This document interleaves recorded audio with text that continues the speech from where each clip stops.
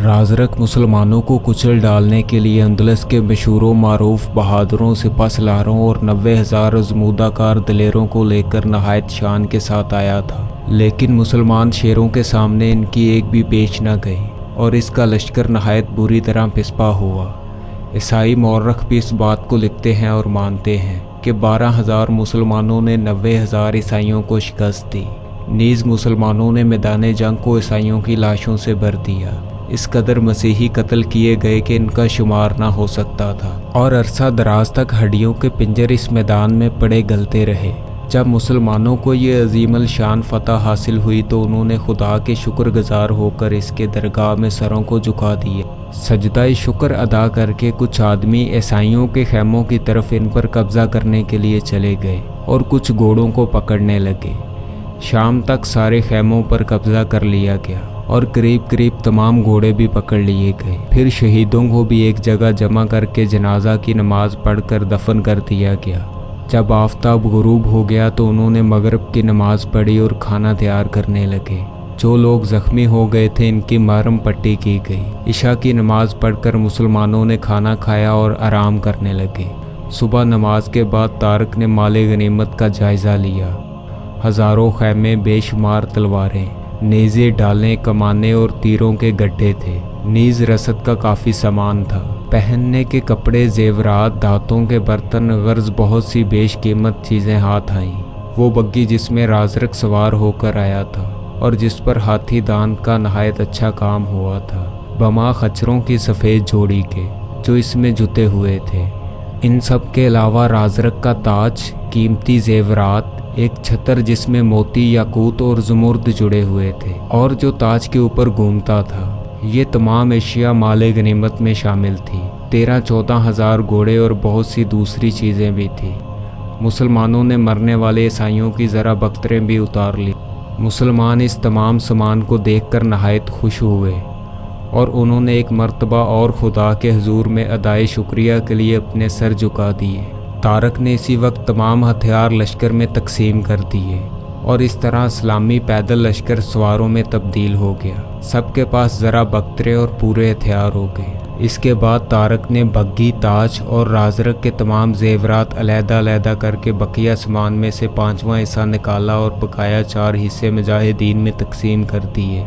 अब उन्होंने मूसा बिन नसीर वायसराय को फ़तह की खुशखबरी के मुतालिक नहायत तवील ख़त लिखा। अज़ तारक बिन ज़ियाद, सिपहसालार मुकामे अंदलस, बाली खिदमत मूसा बिन नसीर, वायसराय बलाद मगरिब, बाद हम्दो सलात और सलाम के अर्ज़ गुज़ार हूँ कि मैं बमा जमी मुसलमानों के बखैरियत तमाम अबनाए को अबूर करके जज़ीरा खिज़र में पहुँचा और वहाँ से चलकर जब अंदलस की सरहद में दाखिल हुआ तो ईसाइयों से मुठभेड़ हो गई। इस लश्कर का सरदार तदमीर था। खुदा के फजलो करम से हमने इसे शिकस्त दी और आगे बढ़े। वादी अल कबीर में पहुंचकर मुसलमानों का मुकाबला राजरक से हो गया। राजरक 90,000 जंगजू सिपाही और बेशुमार अज़मूदाकार अफसरों को लाया था। एक बड़ी तादाद पादरियों की भी आई थी जो लड़ाई के वक्त ईसाइयों को जोश दिलाते थे। 3 रोज़ तक नहायत खूनरेज़ जंग होती रही। मुसलमानों ने खूब दादे जवां मर्दी थी।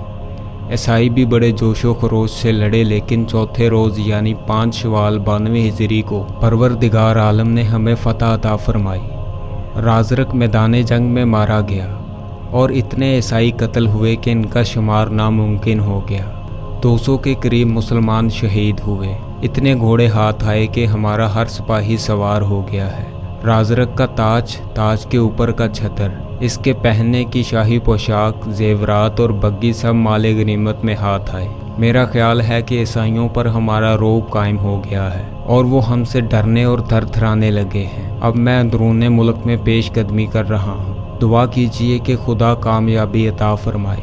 मैं और तमाम मुसलमान आपको और कैरवान के मुसलमानों को सलाम कहते हैं।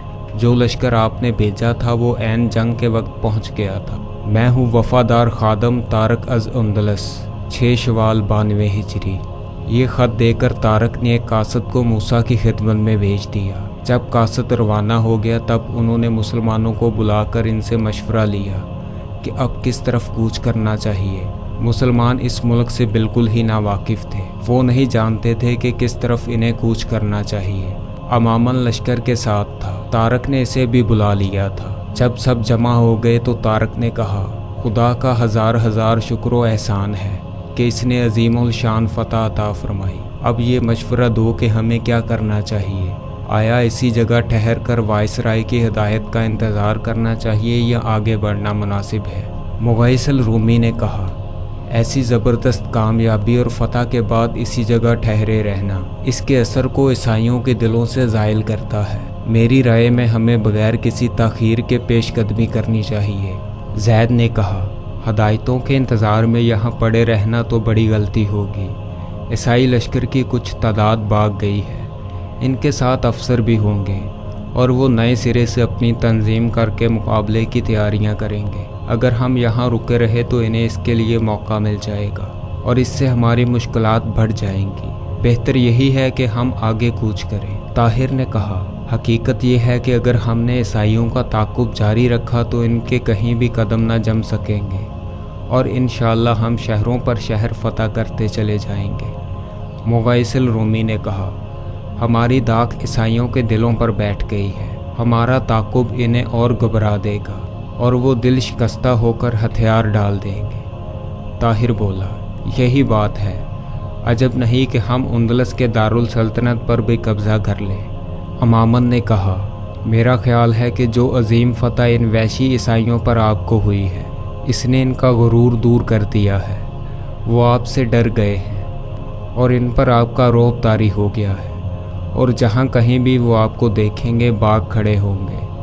अगर इस वक्त आप रुक गए तो नहायत ही गैर मुनासिब बात होगी।